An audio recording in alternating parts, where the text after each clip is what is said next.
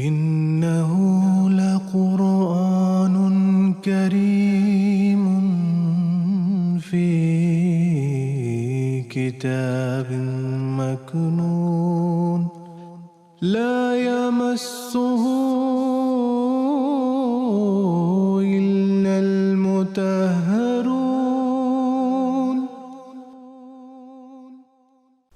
اعوذ باللہ من الشیطان الرجیم بسم اللہ الرحمن الرحیم۔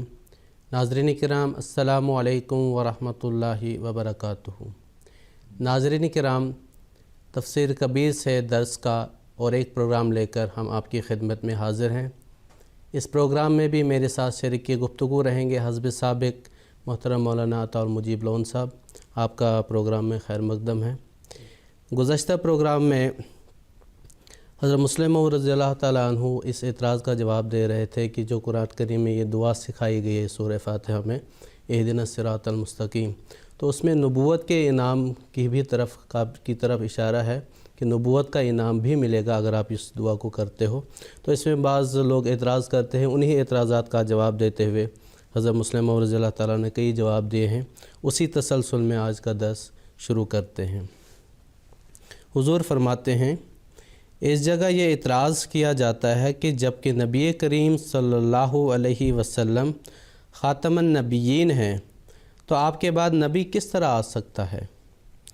اس اعتراض کا جواب بھی سورہ نساء کی آیت میں موجود ہے، کیونکہ اس آیت میں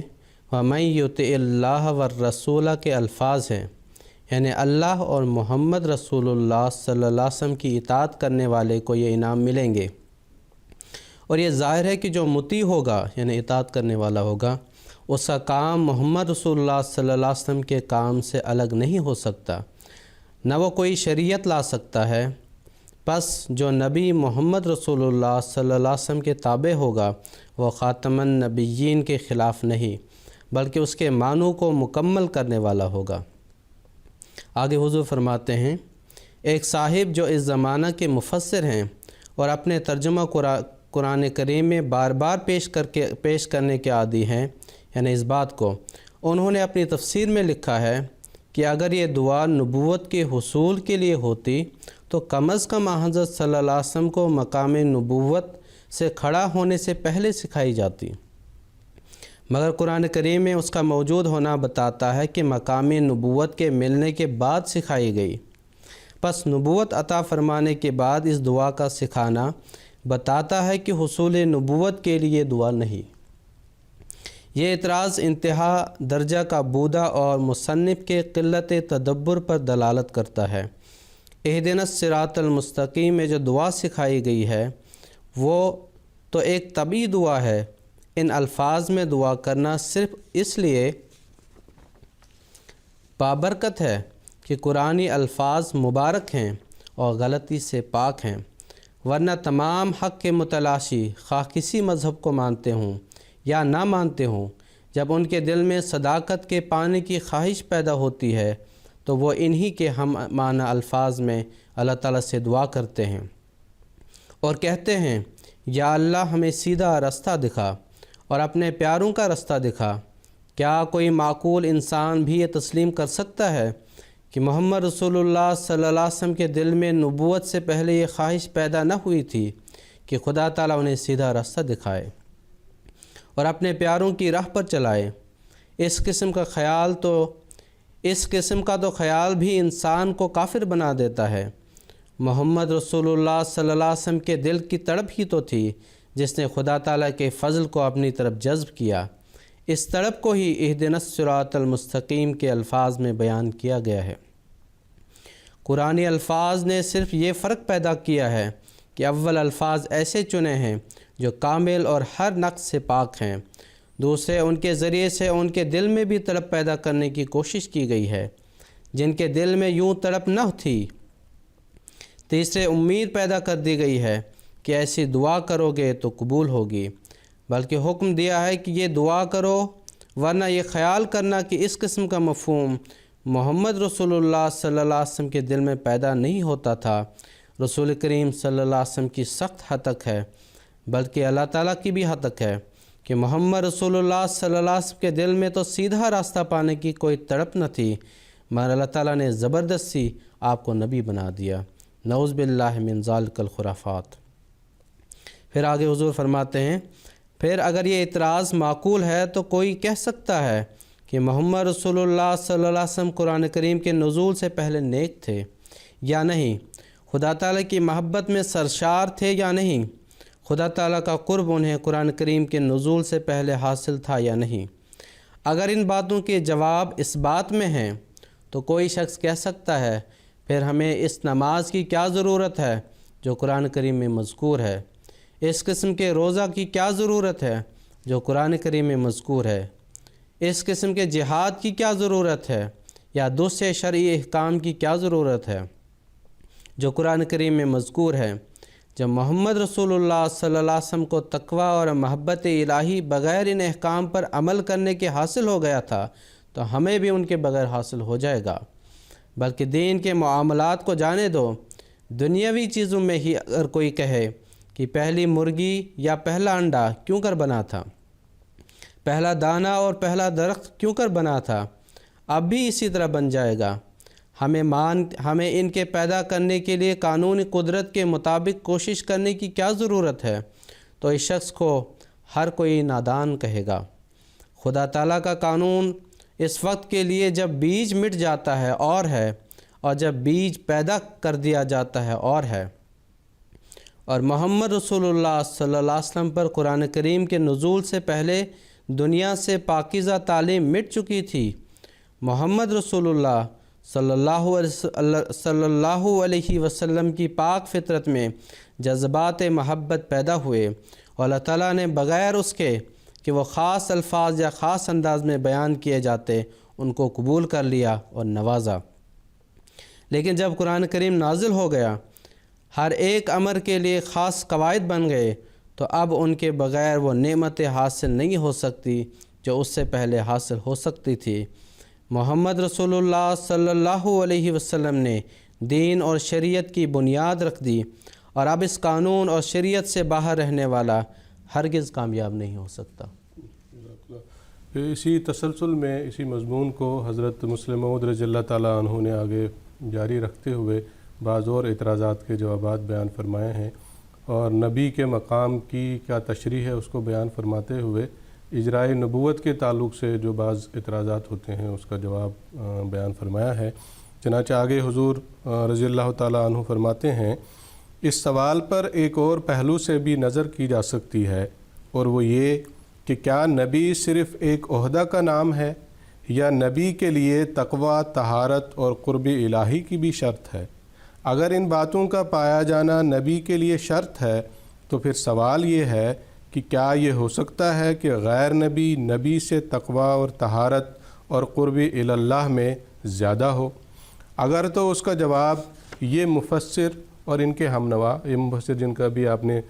ज़िक्र किया, अभी पढ़ा आपने, उनके हवाले से हुज़ूर फरमाते हैं, ये मुफस्सिर और उनके हमनवा ये दें कि हाँ, ये मुमकिन है कि एक गैर नबी तक़वा, तहारत और क़ुर्ब इल्लाह में नबी से बढ़कर हो, तो फिर निज़ा लफ्ज़ी रह जाती है। लेकिन अगर इस सवाल का जवाब ये हो कि गैर नबी नबी से इन बातों में अफजल नहीं हो सकता, तो जो शख्स ये कहता है कि मोहम्मद रसूलुल्लाह सल्लल्लाहु अलैहि वसल्लम की उम्मत में ज़िल्ली, बरोज़ी और नबूवत मुहम्मदिया की ताबे नबूवत भी नहीं हो सकती, वो ये कहता है कि इस उम्मत में कोई शख्स क़ुर्ब इल्लाह के उस मकाम को नहीं पहुँच सकता जिस मकाम पर पहले लोग पहुँचे थे, और ऐसा दावा करने वाला शख्स यकीनन उम्मत मुहम्मदिया को इनाम से महरूम कर देता है। फिर हुजूर एक, जैसा कि मैंने अर्ज़ किया अभी, एक एतराज़ का जवाब देते हुए फरमाते हैं, एक एतराज़ इन्हीं मुफस्सिर साहिब ने ये किया है, फिर क्या वजह है कि गुज़िश्ता 1300 साल में एक मुसलमान की भी दुआ इस बारह में कबूल न हुई।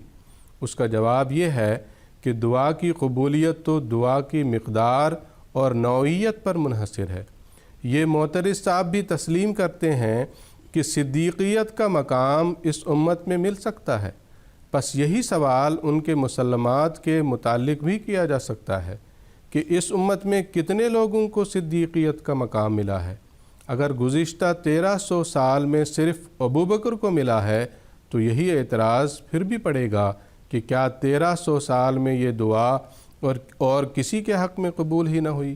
اور اگر اوروں کو بھی ملا ہے تو پھر سوال یہ ہے کہ کیا وہ اشخاص عمر اور عثمان اور علی رضی اللہ عنہم سے بڑھ کر تھے یا کم؟ اگر کم تھے تو پھر یہ کیوں کر ہوا کہ کم درجے کے لوگ صدیق بن گئے اور بڑے درجے کے لوگ شہید تک ترقی پا سکے، صدیق نہ کہلا سکے؟ پھر حضور فرماتے ہیں غرض جو اعتراض نبوت کے اجرا پر ہوتا ہے وہی اعتراض صدیقیت کا دروازہ کھلا تسلیم کر کے اس پر ہوتا ہے، بس یہ اعتراض محض قلت تدبر کی وجہ سے ہے، حقیقت پر مبنی نہیں۔ آگے حضور فرماتے ہیں اس آیت کے بارے میں ایک اور نقطہ بیان کر دینا میں ضروری سمجھتا ہوں۔ رسول کریم صلی اللہ علیہ وسلم نے سورہ فاتحہ کے جو نام بتائے ہیں ان میں سے 2 نام ام القرآن اور ام الکتاب بھی ہیں۔ ابو داؤد: میرے نزدیک یہ نام قرآن کریم ہی سے مستنبط ہیں اور ان کا ماخذ یہی آیت ہے۔ اس آیت اور پہلی آیت میں بتایا ہے کہ عبادت الہی کی آخری منزل یہ ہے کہ انسان اللہ تعالیٰ سے منعم علیہ گروہ والا صراط مستقیم طلب کرے۔ اب اگر یہ دعا قبول ہو سکتی ہے تو ظاہر ہے کہ جب انسانی دل سے بحیثیت قوم اللہ تعالیٰ کی طرف پکار بلند ہوگی کہ ہم تباہ ہو رہے ہیں، ہمارے لیے ہدایت کا راستہ کھولا جائے، اور اس کے ساتھ اس زمانہ کے اس مکمل اور پاکیزہ دل کی التجا اور تڑپ بھی شامل ہو جائے گی جسے اللہ تعالیٰ نے اس زمانہ کا مرد میدان بنایا ہے، تو اس کے نتیجہ میں اللہ تعالیٰ کا رحم جوش مارے گا اور فضل الہی الہام اور ہدایت کی صورت میں نازل ہوگا۔ اسی طرح ہر زمانہ میں ہوتا چلا آیا ہے اور ہوتا چلا جائے گا۔ حضور فرماتے ہیں نوح علیہ السلام کے وقت کے مظلوموں کی دعائیں حضرت نوح علیہ السلام کے مطہر قلب کی گریوزاری سے مل کر اس کلام کو لائی تھیں جو نوح علیہ السلام پر نازل ہوا تھا۔ حضرت ابراہیم علیہ السلام کے وقت کی ارواح کی پکار حضرت ابراہیم علیہ السلام کے قلب صافی کی تڑپ کے ساتھ مل کر صحف ابراہیم کے نزول کا موجب ہوئی تھی۔ یہی قصہ حضرت موسیٰ علیہ السلام اور حضرت عیسیٰ علیہ السلام کے زمانہ میں گزرا، اور اسی طرح رسول کریم صلی اللہ علیہ وسلم کے وقت میں ہوا۔ صحیح احادیث سے ثابت ہے کہ نزول قرآن کریم سے پہلے حضرت صلی اللہ علیہ وسلم دنیا سے الگ ہو کر غار حرا میں جا کر دعائیں اور عبادت کیا کرتے تھے۔ یہ تو قلب اطہر کی حالت تھی جو اپنے خیالات کو پڑھنے کی طاقت رکھتا ہے۔ اس کے علاوہ دنیا کی مخفی آہیں بھی آسمان کی طرف بلند ہو رہی تھیں۔ ان سب نے مل کر خدا تعالیٰ کے فضل کو جذب کیا اور قرآن کریم نازل ہوا۔ پس اہدنا الصراط المستقیم صراط الذین انعمت علیہم در حقیقت اسی حالت کا نقشہ ہے جو نزول کلام سے پہلے دنیا کی ہوتی ہے، خصوصاً اس زمانہ کی پاکیزہ ارواح کی جن کے دل سے صرف آہ ہی نہیں اٹھتی بلکہ ان کے دماغ میں بھی ایک تلاطم برپا ہوتا ہے، اور اسی کے نتیجے میں اس زمانہ کا کلام نازل ہوتا ہے۔ پس چونکہ یہ دعا سورہ فاتحہ میں نازل ہوئی ہے اور یہی دعا ہے جو کلام الہی کے نزول کا موجب ہوئی ہے، اس لیے رسول کریم صلی اللہ علیہ وسلم نے سورہ فاتحہ کا نام ام القرآن اور ام الکتاب رکھا، یعنی سورہ فاتحہ میں وہ مضمون بیان ہوا ہے جو نزول قرآن کا موجب ہوا، اور چونکہ کسی امر کے وجود کا موجب بمنزلہ ماں کے ہوتا ہے اس لیے سورہ فاتحہ ام القرآن کہلائی۔ سورہ فاتحہ کو قرآن عظیم کے نام سے جو تعبیر کیا گیا ہے، اس نام سے موسوم کیا گیا ہے، اس تعلق سے حضور فرماتے ہیں یہ بھی یاد رکھنے کے قابل بات ہے کہ رسول کریم صلی اللہ علیہ وسلم نے جو سورہ فاتحہ کو قرآن عظیم قرار دیا ہے، اس کے یہ معنی نہیں کہ سورہ فاتحہ قرآن عظیم ہے اور باقی قرآن چھوٹا ہے، کیونکہ یہ امر بالبداہت غلط ہے۔ بس اس کی وجہ اور ہے، اور میرے نزدیک وہ وجہ ام القرآن اور ام الکتاب والے نام ہیں۔ جب رسول کریم صلی اللہ علیہ وسلم نے سورہ فاتحہ کو ام القرآن اور ام الکتاب کہا تو آپ صلی اللہ علیہ وسلم نے خیال فرمایا کہ اس سے شبہ پیدا ہو سکتا ہے کہ شاید یہ سورہ قرآن کریم سے الگ ہے، اس لیے آپ نے اس کا نام قرآن عظیم بھی رکھا تاکہ مسلمانوں پر یہ واضح رہے کہ سورہ فاتحہ قرآن کریم سے باہر نہیں بلکہ اس کا حصہ ہے۔ کسی چیز کا حصہ بھی چونکہ پوری چیز کے نام میں شریک ہوتا ہے، اس لیے آپ نے سورہ فاتحہ کو قرآن عظیم فرمایا۔ ہم ہمیشہ جب قرآن کریم کا کوئی حصہ سننا چاہیں تو کہتے ہیں کہ حافظ صاحب قرآن کریم کی تلاوت فرمائیں، یا کہتے ہیں کہ فلاں شخص قرآن کریم پڑھ رہا ہے، یا ایک آیت میں جو مضمون ہوتا ہے اس کے بارے میں کہتے ہیں قرآن یوں کہتا ہے۔ اس کا یہ مطلب نہیں ہوتا کہ ہمارے نزدیک صرف وہ صورت یا آیت قرآن ہے، باقی قرآن نہیں، بلکہ ہماری مراد یہ ہوتی ہے کہ وہ صورت یا وہ آیت جسے ہم پڑھتے ہیں یا جس کا حوالہ دیتے ہیں قرآن کا حصہ ہے۔ حضور آگے فرماتے ہیں، اس جگہ ایک اور لطیفہ بھی یاد رکھنا چاہیے کہ رسول کریم صلی اللہ علیہ وسلم نے سورہ فاتحہ کو ام القرآن اور ام الکتاب بھی فرمایا ہے اور قرآن عظیم بھی فرمایا ہے۔ گویا ایک طرف اسے ذریعہ پیدائش قرار دیا، دوسری طرف اسے وہ چیز بھی قرار دیا جو اس سے پیدا ہوئی ہے۔ اس میں ایک زبردست روحانی نقطہ نکلتا ہے، اور وہ یہ ہے کہ روحانی دنیا میں پہلی حالت دوسری حالت کی پیدا کرنے والی ہوتی ہے، اس لیے پہلی حالت ایک جہت سے ماں کہلاتی ہے اور بعد کی حالت اولاد کہلاتی ہے۔ اسی نسبت سے سورہ فاتحہ کو ام القرآن بھی کہا گیا ہے، اور بوجہ اس کے کہ وہ خود قرآن بھی ہے اسے قرآن بھی کہا ہے۔ انسانوں کے متعلق بھی ایسے ہی تغیرات کے مواقع پر اس قسم کے تشبیہی الفاظ استعمال کر لیے جاتے ہیں۔ چنانچہ سورہ تحریم میں اللہ تعالیٰ فرماتا ہے کہ مومنوں کی مثال امرات فرعون یعنی فرعون کی بیوی اور مریم بنت عمران سے دی گئی ہے، اور جن مومنوں کی مثال مریم بنت عمران سے دی ہے ان کے متعلق آخر میں فرماتا ہے، ہم نے اس کے اندر اپنا کلام پھونکا اور وہ اپنے رب کے کلام پر اور اس کی کتابوں پر ایمان لاتی، اور آخر وہ ایک فرمانبردار مرد کی طرح ہو گئی۔ یعنی جو لوگ مریمی صفات ہوتے ہیں جب ترقی کرتے کرتے کلام الہی کے مورد ہو جاتے ہیں تو مسیحی نفس بن جاتے ہیں۔ غرض سورہ فاتحہ کا نام ام القرآن اور ام الکتاب بھی رکھنا اور اسے قرآن عظیم بھی کہنا اسلامی اصطلاحات پر ایک لطیف روشنی ڈالتا ہے، اور ان لوگوں کے لیے اس میں ہدایت ہے جو اس مسئلہ کو نہیں سمجھ سکے کہ امت محمدیہ کے ایک شخص کا نام کس طرح مریم بھی رکھا گیا اور عیسیٰ بھی۔ اور اگر سورہ فاتحہ رسول کریم صلی اللہ علیہ وسلم قرآن کریم کی بھی فرماتے ہیں اور قرآن کریم بھی، تو ایک سچے مسلمان کے لیے اس امر کا سمجھنا کیا مشکل ہے کہ اللہ تعالیٰ ایک شخص کو مریم بھی فرماتا ہے اور عیسیٰ بھی۔ اس کی وہ حالت جب وہ خدا کے سامنے اس زمانہ میں ایک مسیح کے ظہور کے لیے چلا رہی تھی، مریمی حالت تھی، اس کی وجہ سے وہ مریم کہلایا۔ جس طرح سورہ فاتحہ اہدنا الصراط المستقیم کی دعا کی وجہ سے جو ایک ہدایت نامہ کے پکار رہی تھی ام القرآن اور ام الکتاب کہلائی، لیکن جب اس فرد کامل کی دعا سنی گئی اور خدا تعالیٰ نے اسی کو دنیا کے لیے مسیحی نفس عطا کر کے مبعوث فرما دیا تو وہ عیسیٰ کہلایا۔ جس طرح اہدنا الصراط المستقیم کی پکار نے بلند ہو کر جب قرآن کریم کو دنیا کی طرف کھینچا اور وہ دعا خود اس کا حصہ بن گئی تو ام القرآن اور ام الکتاب کہلانے کے بعد وہ قرآن عظیم کہلانے لگی۔ اس کے آگے حضور رضی اللہ تعالیٰ عنہ نے اس نقطہ کو بیان فرمایا ہے کہ اس سورہ فاتحہ میں مسلمانوں کی ہدایت اور ترقی کے لیے ایک مطمع نظر بیان کیا گیا ہے، اور صحابہ کرام رضوان اللہ علیہم اجمعین نے اسی مطمع نظر کو ہمیشہ مد نظر رکھا ہے۔ چنانچہ حضور فرماتے ہیں، اس دعا کے بارے میں ایک اور نقطہ بھی یاد رکھنے کے قابل ہے جسے صحابہ نے مد نظر رکھا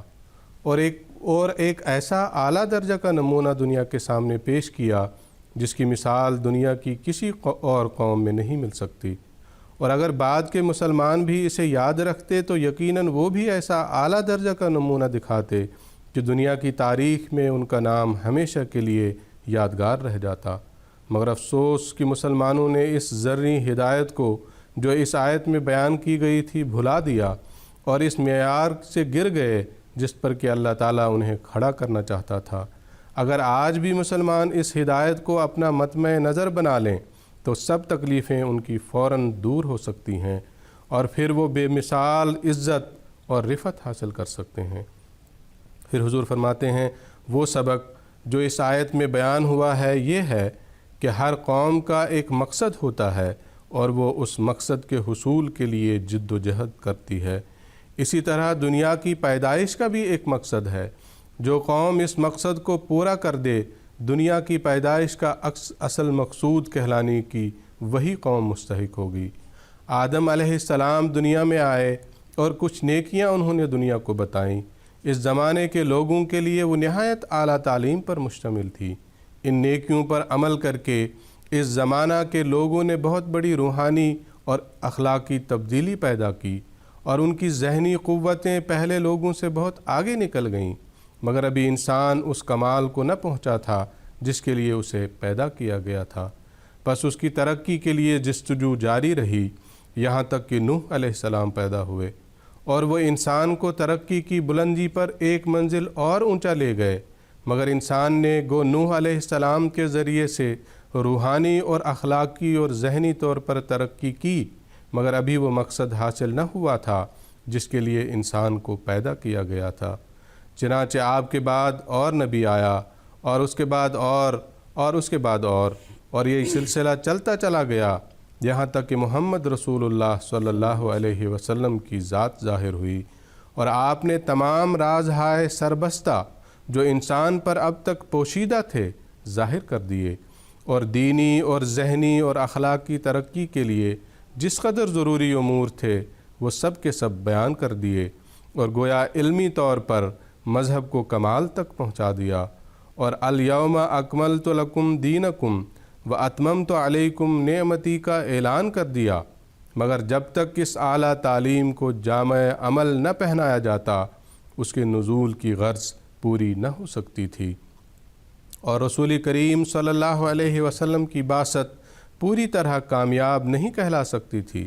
پس اس کے لیے اللہ تعالیٰ نے سورہ فاتحہ میں مسلمانوں کو اہدنا الصراط المستقیم صراط الذین انعمت علیہم کی دعا سکھائی اور کہا کہ ہمیشہ اپنے سامنے یہ مقصد رکھو کہ جس مقام محمود کو سامنے رکھ کر اس دنیا نے شروع سے روحانی سفر اختیار کیا ہے اور جس کی مختلف منزلوں تک مختلف انبیاء انسانوں کو پہنچاتے چلے آئے ہیں اور جس کی آخری منزل تک پہنچانا محمد رسول اللہ صلی اللہ علیہ وسلم کے سپرد ہوا ہے، اس تک تم پہنچ جاؤ۔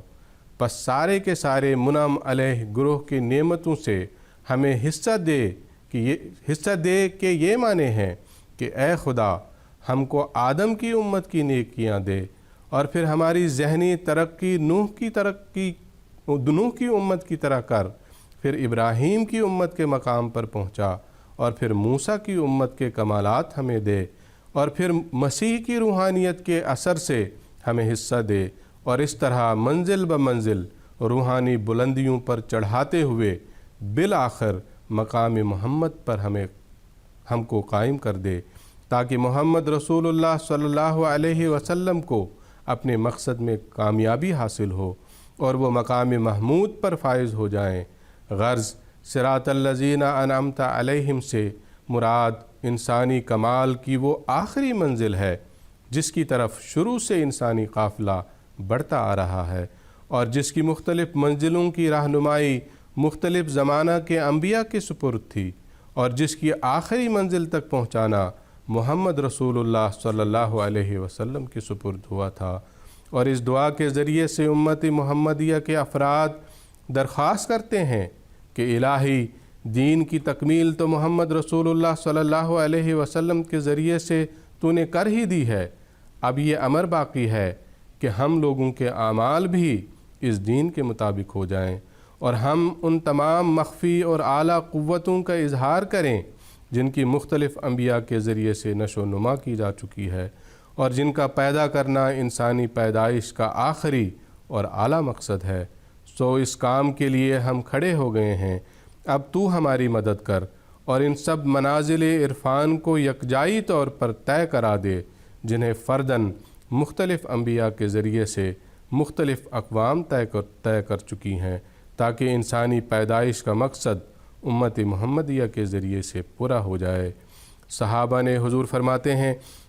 صحابہ رضوان اللہ علیہم اجمعین نے اس مقصد کو سامنے رکھا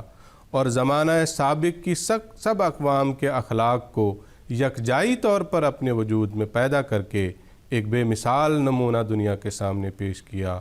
آج اگر ہماری جماعت اس مقصد کو پھر اپنے سامنے رکھ لے تو رسول کریم صلی اللہ علیہ وسلم کے مقام محمود پر مبعوث ہونے کا وقت اور بھی قریب ہو جائے گا اور دنیا اپنی پریشان کن بے تابیوں سے محفوظ ہو جائے گی۔ منعم علیہ گروہ کے بعد حضور ضالین اور مغضوب کی تشریح فرماتے ہیں کہ ضالین سے کون مراد ہے اور مغضوب سے کون مراد ہیں۔ چنانچہ حضور فرماتے ہیں، ہر شخص یا قوم جو اللہ تعالیٰ کو ناراض کر کے اس کے غضب کو بھڑکا چکی ہو، مغضوب علیہم میں شامل ہے۔ اسی طرح ہر قوم جو غیر اللہ کی محبت میں کھو گئی ہو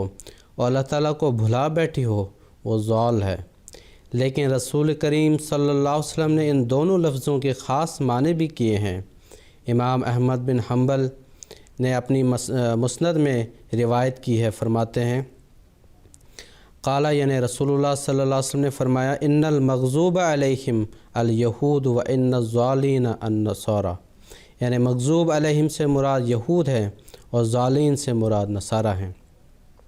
اسی طرح ترمذی کی حدیث ہے، ابو ذر غفاری سے روایت ہے، یعنی فرماتے ہیں کہ حضرت ابو ذر فرماتے ہیں کہ میں نے رسول اللہ صلی اللہ علیہ وسلم سے پوچھا، مغضوب علیہم کون ہیں؟ آپ نے فرمایا یہود۔ پھر میں نے ضالین کون ہیں؟ تو آپ نے فرمایا نصارہ۔ آگے حضور فرماتے ہیں، بہت سے صحابہ سے بھی یہ معنی ثابت ہیں، مثلا ابن عباس اور عبداللہ بن مسعود تو یہاں تک کہتے ہیں کہ ولا اعلم بین المفسرین فی ھذا اختلافا،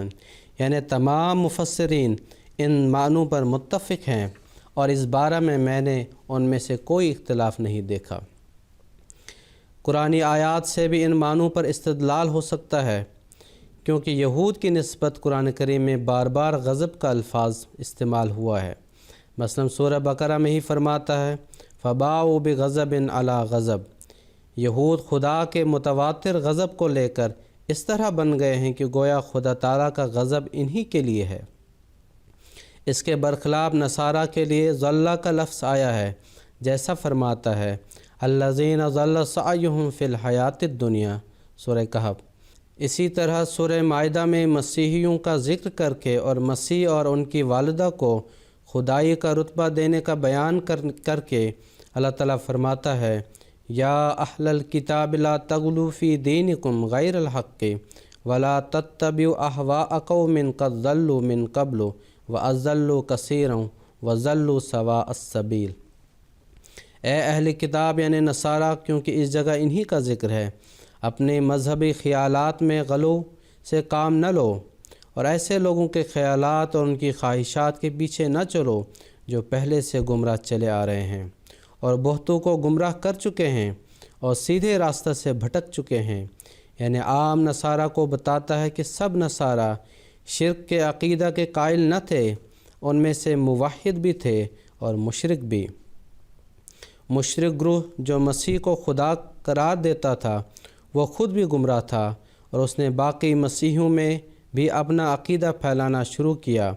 اور اکثر حصہ کو اس گمراہی کے عقیدہ پر لے آیا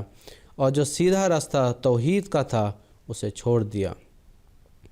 غرض قرآن کریم سے بھی اور اقوال حضرت صلی اللہ علیہ وسلم سے بھی یہ بات ثابت ہے کہ مغضوب علیہم میں خاص طور پر یہود مراد ہیں اور ضالین سے خاص طور پر نصارہ مراد ہیں۔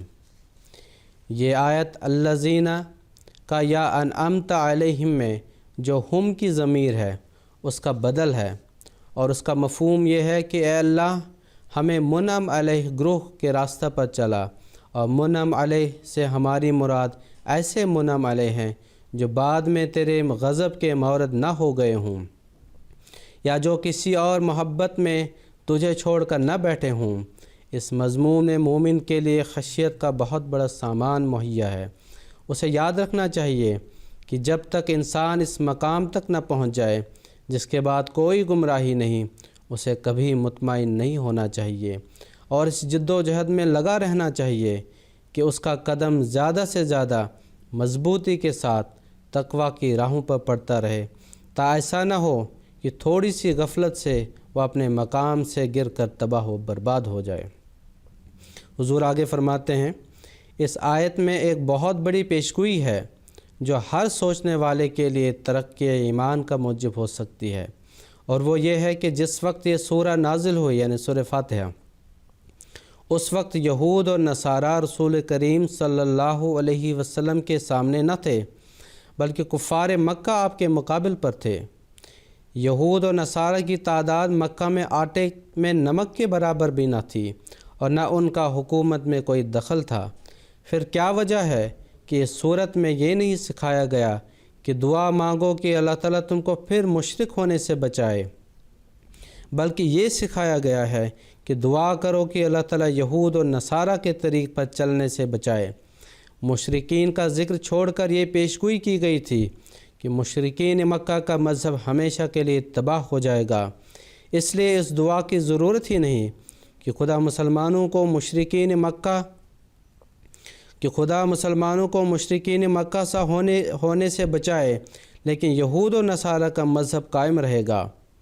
اس لیے اس بارے میں دعا کرنے کی ضرورت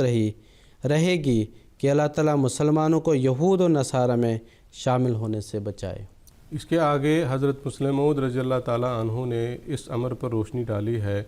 کہ یہود اور نصارہ کے فتنے سے جو ڈرایا گیا ہے، نصارہ یعنی عیسائی تو مسلمانوں کو اپنے مذہب میں داخل کرتے ہیں، تو یہی ایک لحاظ سے فتنہ ہے، تو اس سے بچنے کی تعلیم ہے،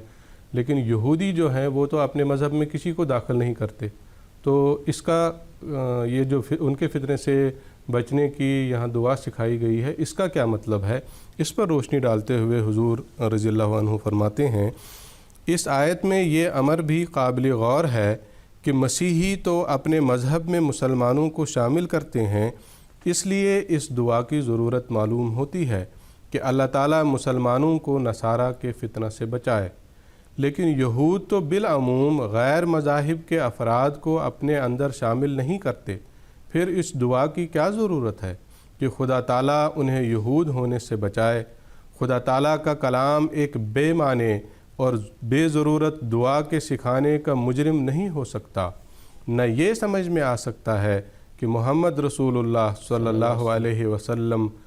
کے اللہ تعالیٰ کے حکم سے ایسی غیر ضروری دعا دن میں 30-40 بار پڑھنے کا حکم دیں گے۔ پس مسلمانوں کو غور کرنا چاہیے کہ یہودی فتنہ کسی اور رنگ میں تو ان کے لیے ظاہر نہیں ہونے والا۔ کیا یہ تو ممکن نہیں کہ آنے والے مسیح کا انکار کرنے کی وجہ سے مسلمانوں کی حالت یہود کے مشابہ ہو جائے گی، اور یہ حالت اس وقت ہوگی جب کہ مسیحی فتنہ بھی بڑے زور سے اسلام پر حملہ کر رہا ہوگا۔ پس ایک طرف تو ایک مسیح کا انکار کر کے انہیں یہود سے مشابہت ہو جائے گی اور وہ خدا تعالیٰ کی نصرت سے محروم ہو جائیں گے، دوسری طرف مسیحیت ان پر حملے کر کے ان کے ہزاروں جگر کے ٹکڑے ان سے چھین کر لے جائے گی۔ کیا یہ آیت ایک زبردست پیشگوئی نہیں ہے؟ کیا اس سے فائدہ اٹھا کر وہ ان دو آگوں سے نجات حاصل نہیں کر سکتے ہیں؟ پھر ایک اور لطیف خوبی جو اس کی ترتیب میں سورہ فاتحہ کی ترتیب میں بیان ہوئی ہے، اس پر روشنی ڈالتے ہوئے حضور رضی اللہ تعالیٰ عنہ فرماتے ہیں، اس صورت پر نظر غائر ڈالنے سے ایک اور لطیف خوبی کا پتہ چلتا ہے جو خدا تعالیٰ نے اس صورت کی آیات میں رکھی ہے، اور وہ یہ ہے کہ صفات الہیہ اور دعاؤں کا بیان بالکل ایک دوسرے کے مقابل میں ہوا ہے۔ چنانچہ الحمدللہ یعنی سب تعریفیں اللہ تعالیٰ کے لیے ہے کہ مقابلہ میں ایاک نعبد، ہم تیری ہی عبادت کرتے ہیں، ہے، جس سے بتایا ہے کہ جو ہی انسان معلوم کرتا ہے کہ اللہ تعالیٰ سب خوبیوں کا جامع ہے تو وہ بے اختیار کہہ اٹھتا ہے کہ ہم صرف تیری ہی عبادت کرتے ہیں۔ پھر رب العالمین کے مقابلہ میں ایاک نستعین کو رکھا ہے، کیونکہ جب انسان کو یقین ہو جائے کہ ہمارا خدا ہر ایک ذرہ ذرہ کا خالق اور محسن ہے تو وہ کہہ اٹھتا ہے کہ ہم تجھ ہی سے مدد چاہتے ہیں۔ اسی طرح الرحمن کے مقابلہ میں جس کے معنی بغیر محنت اور مبادلہ کے دینے والا اہدنا الصراط المستقیم کو رکھا ہے، کیونکہ جب انسان دیکھتا ہے کہ خدا تعالیٰ نے انسان کے کسی عمل کے بغیر اس کی تمام ضروریات کو پورا کیا ہے تو وہ بے اختیار کہہ اٹھتا ہے کہ میری سب سے بڑی ضرورت تو حضور تک پہنچنا ہے، اس کے پورا کرنے کے سامان بھی پیدا کیجیے۔ پھر الرحیم یعنی محنت کا عمدہ بدلہ دینے والا کے مقابلہ میں صراط الذین انعمت علیہم رکھا، یعنی ایسے لوگوں کا رستہ دکھائیے جن پر آپ نے انعام کیے ہیں، یعنی سیدھے راستے پر چلاتے چلاتے مجھے ان انعامات کا وارث کر دیجئے جو پہلے لوگوں کو ملے ہیں، کیونکہ رحیمیت چاہتی ہے کہ کسی کام کو ضائع نہ ہونے دیا جائے۔ پھر مالک یوم الدین کے مقابلہ میں غیر المغضوب علیہم ولا الضالین کو رکھا، کیونکہ جب انسان کو یقین ہو کہ میرے اعمال کا حساب لیا جائے گا تو فوراً اس کے دل میں ناکامی کا خوف بھی پیدا ہو جاتا ہے، پس بندہ مالک یوم الدین پر غور کر کے اللہ تعالیٰ کی ناراضگی سے بچنے کی دعا کرتا ہے۔